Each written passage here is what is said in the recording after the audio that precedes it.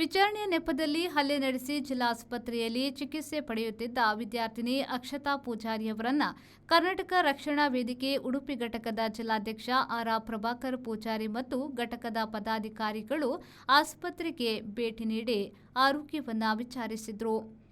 ನ್ಯಾಯಾಲಯದ ಆದೇಶದಂತೆ ಸಂಬಂಧಿ ಆರೋಪಿಯನ್ನ ಬಂಧಿಸುವ ಉದ್ದೇಶದಿಂದ ಪೊಲೀಸರು ಮುಂಜಾನೆಯ 4:30 ಹೊತ್ತಿಗೆ ಮನೆಗೆ ನುಗ್ಗಿ ವಿಚಾರಣೆ ನೆಪದಲ್ಲಿ ಯುವತಿ ಅಕ್ಷತಾ ಪೂಜಾರಿಯವರ ಮೇಲೆ ಹಲ್ಲೆ ನಡೆಸಿ ಪುನಃ ಆಕೆ ಮತ್ತು ತಾಯಿಯ ಮೇಲೆ ಕರ್ತವ್ಯಕ್ಕೆ ಅಡ್ಡಿ ಎಂದು ಪ್ರಕರಣವನ್ನು ದಾಖಲಿಸಿ ಹಲ್ಲೆ ನಡೆಸಿದ ಪೊಲೀಸರ ವಿರುದ್ಧ ನಿರ್ದಾಕ್ಷಿಣ್ಯ ಕ್ರಮ ಕೈಗೊಂಡು ಹಲ್ಲೆಗೊಳಗಾದ ಅಕ್ಷತಾ ಪೂಜಾರಿ ಅವರಿಗೆ ಸೂಕ್ತ ನ್ಯಾಯ ಒದಗಿಸಬೇಕು.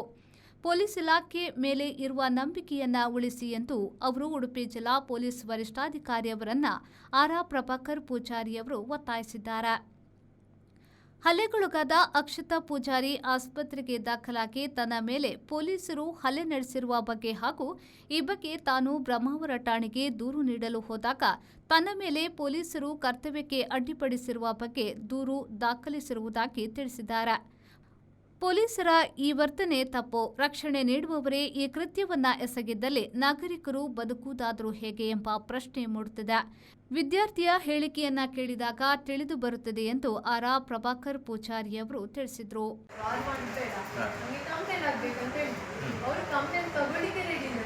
ನೀವು ಕೊಟ್ಟ ಕಂಪ್ಲೇಂಟ್ ತಗೊಳ್ಳಿ. ಏನು ಹೇಳಿದ್ರು ಸಬ್ ಇನ್ಸ್ಪೆಕ್ಟರ್? ಏನು ಹೇಳಿದ್ರು? ನಾಳೆ ಬನ್ನಿ ಮಾತಾಡುವ, ಅವ್ರನ್ನ ಕರೆಸ್ತೇವೆ, ನೀವು ಬನ್ನಿ ಮಾತಾಡುವ. ಮತ್ತೆ ನನಗೆ ಹೆದರ್ಕೋಬೇಡ, ನಾನು ಹೇಳಿ ಸರ್ ನನಗೆ ಹೆದರಿಕೆ ಆಗುತ್ತೆ. ಇನ್ನು ನಾನು ಅಮ್ಮ ಇಬ್ಬರೇ ಇರೋದು, ರಾತ್ರಿ ಎಲ್ಲ ಬಂದು ನಾನು ಹೆದರಿಸಿದ್ರೆ ನೀ ಹೆದರ್ಕೋಬೇಡ, ಅವ್ರು ಬರದಿರೋದ ನಾ ಮಾಡ್ತೇನೆ ಹಾಗೆಲ್ಲ ಹೇಳಿತ್ತು. ನಾನು ಕಂಪ್ಲೇಂಟ್ ಆಗಬೇಕಂದ್ರೆ ತಗೊಳ್ಳಿಲ್ಲ. ನೆಕ್ಸ್ಟ್ ಡೇ ಬನ್ನಿ ಅಂತ ಹೇಳಿದ್ರು, ನಾವು ಹೋಗ್ಲಿಲ್ಲ. ಅಂದರೆ ನಮಗೆ ಕೈ ನೋವು ಹೇಳಿದ್ರು, ನಾವು ಮತ್ತೆ ಹಾಸ್ಪಿಟ್ಲಿಗೆ ಬಂದು ಅಡ್ಮಿಟ್ ಆಯಿತು.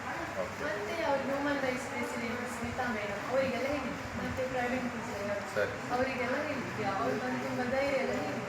ಮತ್ತೆ ಅವರು ಬ್ರಹ್ಮಾವರ ಪೊಲೀಸರು ಅಂತ ಸ್ಟೇಟ್ಮೆಂಟ್ ಅವರಿಗೆ ಬಂದರು. ಮಾರ್ನಿಂಗ್ ಬಂದಿದ್ದು ತಗೊಂಡು ಹೋದ್ರು. ಮತ್ತೆ ಹೋದವರು ನೆಕ್ಸ್ಟ್ ಡೇ ಅದರ ಬೇರೆ ಸುದ್ದಿಯೇ ಇಲ್ಲ ಸರ್. ಮತ್ತೆ ನಾವು ಕಾಲ್ ಮಾಡಿ ಕೇಳಿದೆ SIಗೆ FIR ಆಗಿದೆ ಅಂತ. ಅವ್ರು ಹೇಳಿದ್ರು ಇಲ್ಲ, ನಿಮ್ಮ ಮೇಲೆ FIR ಆಗಿದೆ ಅಂತ ಹೇಳಿ. ಅದೇ ಸರ್ ಕೇಳಿದ್ರೆ ನಾನು ಕರ್ತವ್ಯಕ್ಕೆ ಅಡ್ಡಿ ಮಾಡಿದ್ದೇನೆ ಅಂತ ಪೊಲೀಸರು ಲೇಡೀಸ್ ಕಾನ್ಸ್ಟೇಬಲ್ ಅಂತ ಹಿಡಿದ್ರಂತೆ. ಅವರಿಗೆ ನಾನು ಒಳಗೆ ಬಂದು ಜಾಗ್ರತೆ ಅಂತ ಹೇಳಿದೆ. ಹಾಗೆ ನನ್ನ ಮೇಲೆ FIR ಆಗಿದ್ದಿದೆ ಸರ್. ಅದಕ್ಕೆ ಇವರೆಲ್ಲ ನನಗೆ ಸಪೋರ್ಟಿಗೆ ಬಂದಿದ್ದಾರೆ. ತುಂಬ ಸಂಘ ಸಂಸ್ಥೆಗಳೆಲ್ಲ ಬಂದು ನೀವು ಸ್ವಲ್ಪ ಧೈರ್ಯ ಇದೆ.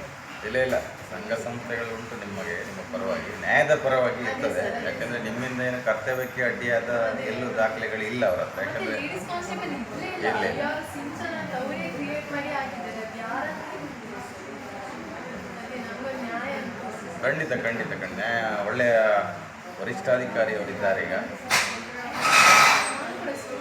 ಅಕ್ಷತಾ ಪೂಜಾರಿ ಒಂದು ಕೇಸಿನ ವಿಚಾರವಾಗಿ ಇವತ್ತು ಕರ್ನಾಟಕ ರಕ್ಷಣಾ ವೇದಿಕೆಯಿಂದ ನಾವು ಈಗ ಮಾತಾಡಿರುವ ವಿಷಯ ಏನಂತ ಹೇಳಿದ್ರೆ, ಅಕ್ಷತಾ ಪೂಜಾರಿ ಅವನು ಈಗಾಗಲೇ ನಾವು ಭೇಟಿ ಮಾಡಿ ಏನು ನಡೆದ ವಿಚಾರಗಳನ್ನೆಲ್ಲ ನಾವು ಅಕ್ಷಯ ಪೂಜಾರಿ ಹತ್ರ ತಿಳ್ಕೊಂಡಿದ್ದೇವೆ. ಯಾಕಂತ ಹೇಳಿದ್ರೆ, ಯಾರೋ ಒಬ್ಬರ ಮೇಲೆ ವಾರೆಂಟ್ ಇರುವಂತದನ್ನ ಪೊಲೀಸರು ಬೆಳಗಿನ ಜಾವ ಹೋಗಿ 4-5 ಜನರು ಹೋಗಿ ಯಾರೋ ಮನೆಯಲ್ಲಿ ಅವರನ್ನು ಎಬ್ಬಿಸಿ ಮನೆಯೊಳಗೆ ಎಲ್ಲ ಹೋಗಿ ಅವರಿಗೆ ಉಪದ್ರವವನ್ನು ಮಾಡಿ ಬಂದಿರುವಂತ ವಿಷಯದ ಬಗ್ಗೆ ಇವರು ಅದನ್ನ ನಿಜವಾದ ಅಪರಾಧಿಗಳಲ್ಲ. ಇವರು ಅಪರಾಧಿ ಇರುವಂತದ್ದೇ ಬೇರೆ ಕಡೆ, ಸಂಬಂಧವೇ ಇಲ್ಲದ ಮನೆಯಲ್ಲಿ ಹೋಗಿ. ಯಾಕಂತ ಹೇಳಿದ್ರೆ ಈಗ ತಂತ್ರಜ್ಞಾನ ತುಂಬಾ ಮುಂದುವರೆದಿದೆ.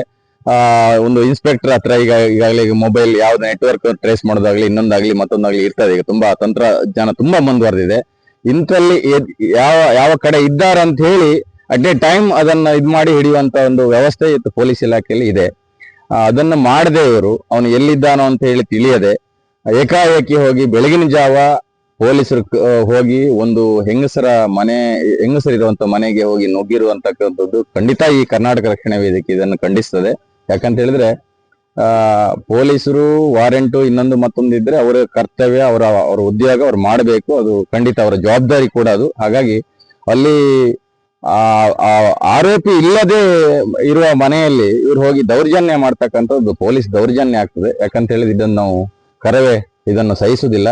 ಹಾಗಾಗಿ ಈಗಾಗಲೇ ನಾಳೆ ಬುಧವಾರಕ್ಕೆ ದೊಡ್ಡ ಮಟ್ಟದ ಪ್ರತಿಭಟನೆ ನಾವು ಕೂಡ ಬಿಲ್ಲವ ಯುವ ವೇದಿಕೆ ಮತ್ತು ಕರ್ನಾಟಕ ರಕ್ಷಣಾ ವೇದಿಕೆ ಬೇರೆ ಬೇರೆ ಸಂಘ ಸಂಸ್ಥೆಗಳಿಂದ ಹಮ್ಮಿಕೊಂಡಿತ್ತು. ಅದರ ಮುಖೇನವಾಗಿ ನಿನ್ನೆ SP ಅವರನ್ನು ಬೇರೆ ಬೇರೆ ಸಂಘ ಸಂಸ್ಥೆಗಳು ಹೋಗಿ ಇದು ಮಾಡಿದಾಗ ವರಿಷ್ಠಾಧಿಕಾರಿಯವರು ಒಂದು ಒಳ್ಳೆಯ ಒಂದು ನಿರ್ಧಾರವನ್ನು ತೆಗೆದುಕೊಂಡಿದ್ದಾರೆ. ಈ ಸಂದರ್ಭದಲ್ಲಿ ನಾನು ಅವರಿಗೆ ವಿಶೇಷವಾದ ಅಭಿನಂದನೆ ಕೂಡ ನಾನು ಸಲ್ಲಿಸ್ತೇನೆ. ಯಾಕಂತ ಹೇಳಿದ್ರೆ ಅಲ್ಲಿಯ ಮೊಕದ್ದಮೆಯನ್ನು ಬ್ರಹ್ಮಾವರ ಠಾಣೆಯಿಂದ ಬೇರೆ ಕಡೆ ವರ್ಗಾವಣೆ ಮಾಡಿ ತನಿಖಾಧಿಕಾರಿಗಳನ್ನ ಬೇರೆಯೇ ನೇಮಕ ಮಾಡ್ತೇನೆ ಅಂತ ಹೇಳಿ ನಿನ್ನೆ ಕೂಡ ಹೇಳಿದ್ರು. ಅದೇ ಪ್ರಕಾರ ಅವರು ಈಗ ಒಂದು ಸ್ಟೇಟ್ಮೆಂಟ್ ಅನ್ನು ಕೊಟ್ಟಿದ್ದಾರೆ. ನನಗೆ ವರಿಷ್ಠಾಧಿಕಾರಿಯವರ ಮೇಲೆ ಅಪಾರವಾದ ನಂಬಿಕೆ ಇದೆ. ಯಾಕಂತ ಹೇಳಿದ್ರೆ ಒಂದು ಒಳ್ಳೆ ವ್ಯಕ್ತಿತ್ವ ಈ ಹೆಣ್ಣಿಗೆ. ಯಾಕಂತ ಹೇಳಿದ್ರೆ ಅವಳ ಒಬ್ಬ ವಿದ್ಯಾರ್ಥಿ, ಅವಳು ಈಗಾಗಲೇ ಅವರ ಮೇಲೆ ಹಲ್ಲೆ ಮಾಡಿ ಪೊಲೀಸರ ಬೆಳಗಿನ ಜಾವನ್ನು ನೂಕಿದ್ರಿಂದ ಒಂದು ಬಲಭಾಗಕ್ಕೆ ಭುಜಕ್ಕೆ ಪೆಟ್ಟು ಬಿದ್ದು ಈಗ ದಾಖಲಾಗಿದ್ದಾರೆ. ಅವಳು ಕೂಡ ವಿದ್ಯಾರ್ಥಿ, ಅವಳಿಗೆ ಪರೀಕ್ಷೆ ಕೂಡ ಉಂಟು. ಹಾಗಾಗಿ ಮೊಕದ್ದಮೆಯನ್ನು ಬೇರೆ ಕಡೆ ವರ್ಗಾವಣೆ ಮಾಡಿರೋದ್ರಿಂದ ಈ ನಮ್ಮ ಒಂದು ಸಮಸ್ಯೆಗೆ ಸ್ಪಂದಿಸಿ ಅಕ್ಷತಾ ಪೂಜಾರಿ ಅವರಿಗೆ ಮಾನ್ಯ ವರಿಷ್ಠಾಧಿಕಾರಿಯವರು ನ್ಯಾಯ ಕೊಡಿಸ್ತಾರೆ ಅಂತ ಹೇಳುವಂತ ನಂಬಿಕೆ ಒಂದಿಗೆ ನಾವು ಈ ಪ್ರತಿಭಟನೆಯನ್ನು ಕೈಗೊಳ್ಳುವುದನ್ನು ಇಲ್ಲಿಗೆ ಕೈಬಿಡುವಂತ ತೀರ್ಮಾನ ನಾವು ಕೈಗೊಂಡಿದ್ದೇವೆ.